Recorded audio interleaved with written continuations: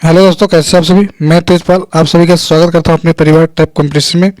तो दोस्तों, आज हिंदी की शब्दावली की क्लास जो कि पहली क्लास होने वाली है। इस तरह की क्लास आपको यूट्यूब में नहीं मिलेगी। ये यूट्यूब के इतिहास में पहली बार क्लास होने जा रही है। ये क्लास उत्तर प्रदेश पुलिस री एग्जाम के लिए शब्दावली जो विलोम शब्द, मुहावरा, लोकोक्ति, समरूपी, भिन्नार्थक अर्थ, वर्तनी, तत्सम, तद्भव, पर्यायवाची आदि शब्दों में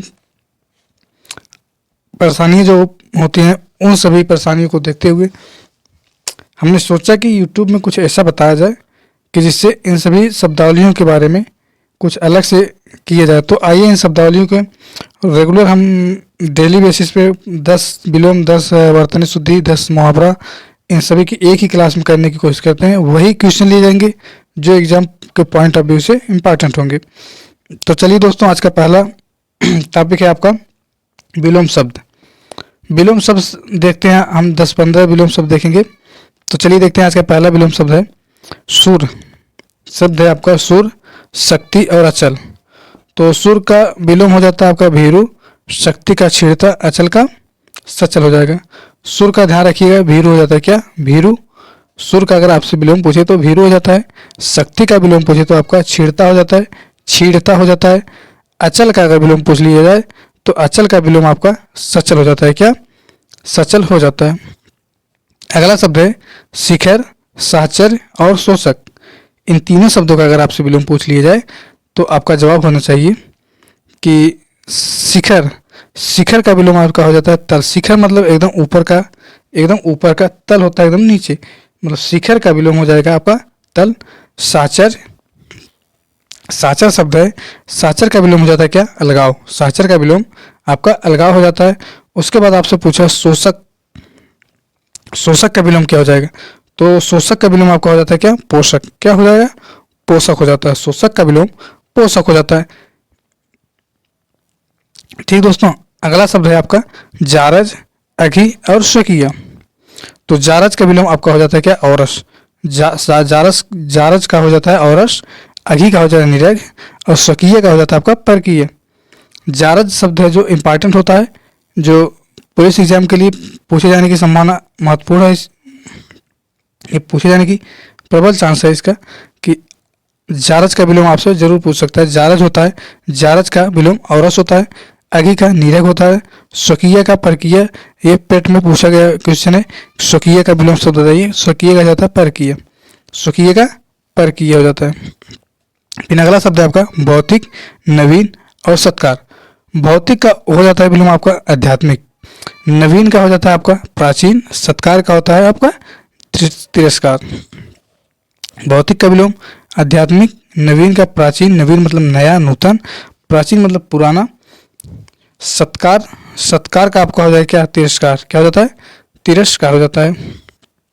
फिर इतना हो गया आपके विलोम, जो 10 से 12 क्वेश्चन थे।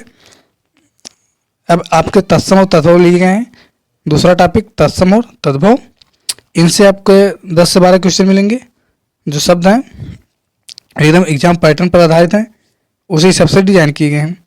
तो पहला तद्भव आपका है प्यास, दूसरा गिद्ध और गाय। प्यास, प्यास आपका तद्भव है। तद्भव शब्द है प्यास।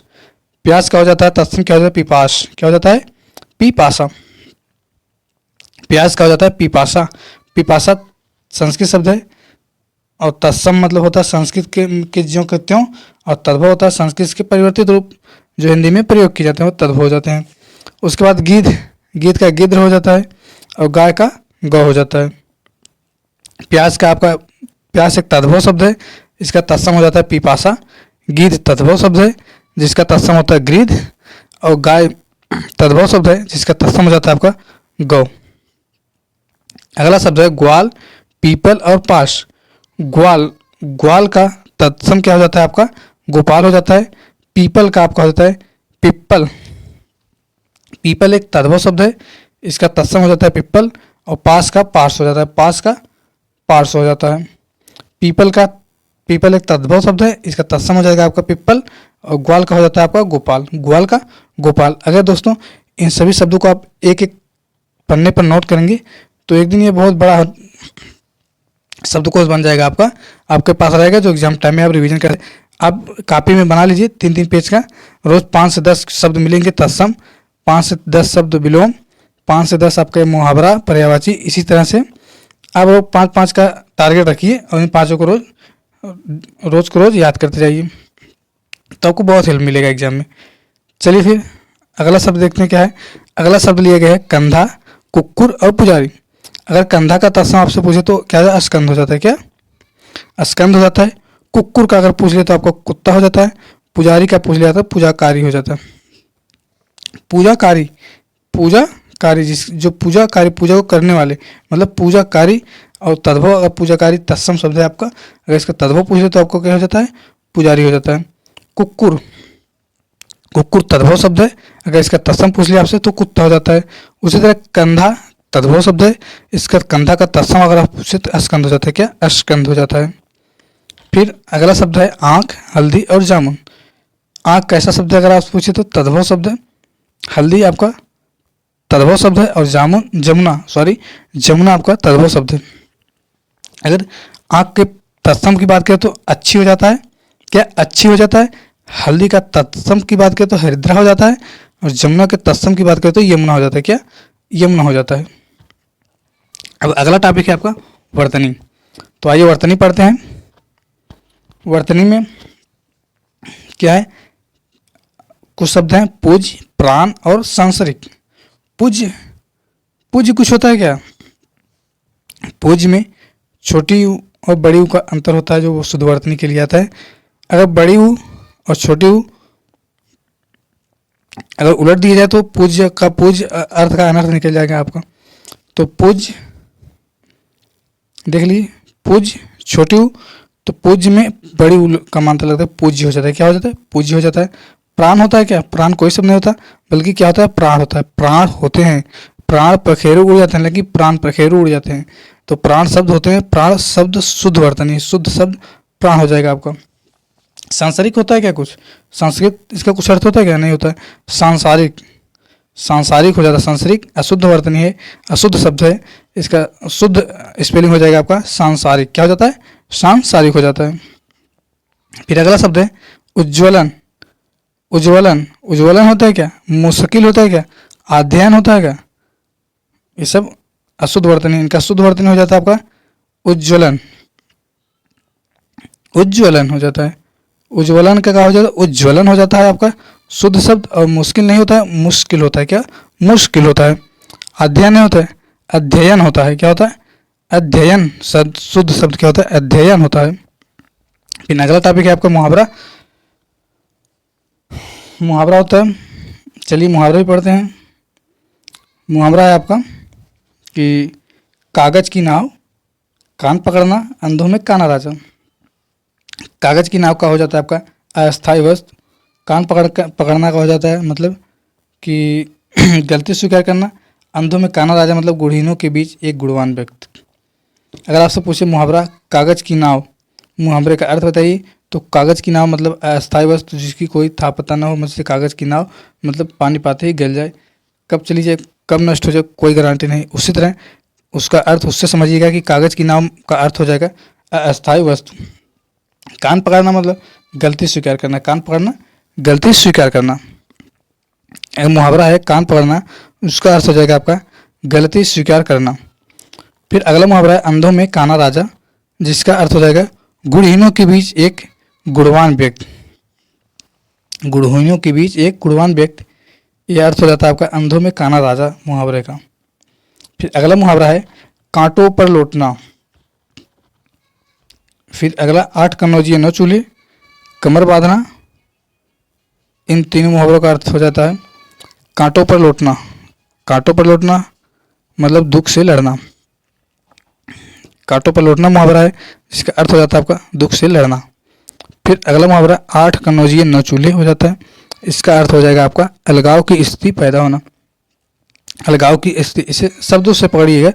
8 कनौजिए 9 चूल्हे मतलब 8 ही कन्नौजी हैं जी 9 चूल्हे जलाएं। इसका शब्द ये हो जाएगा कि 8 लोगों में 9 चूल्हे जल रहे हैं, इसका मतलब अलगाव की स्थिति पैदा हो रही है। यहाँ से याद रखिएगा 8 कन्नौजी 9 चूल्हे मतलब अलगाव की स्थिति। कमर बांधना मतलब तैयार होना, कमर कसना भी तैयार होना होता है, कमर बांधना तैयार होना। अभी कुछ समरूपी भिन्नात्मक शब्द हैं, उनके भी अर्थ देख लेते हैं। समश्रुति भिन्नात्मक अर्थ हैं, जैसे आपका शब्द है अपहार और उपहार, उच्चारण में समान लगते हैं आपको, लेकिन अर्थ इनका भिन्न भिन्न है।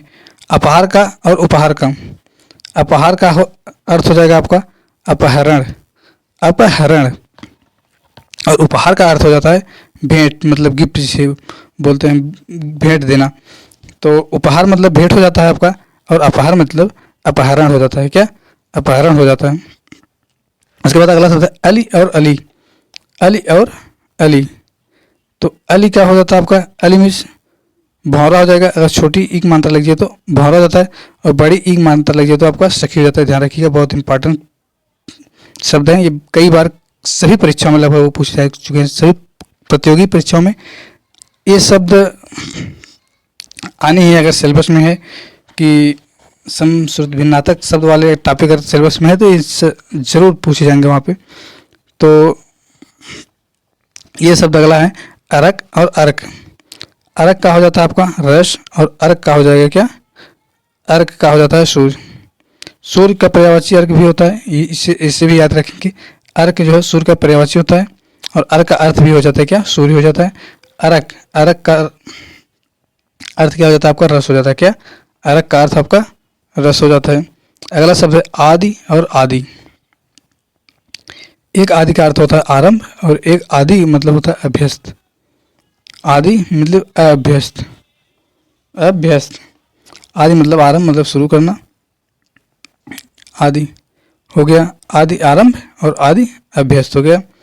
तो आज के लिए इतना ही, आज के लिए इतना ही।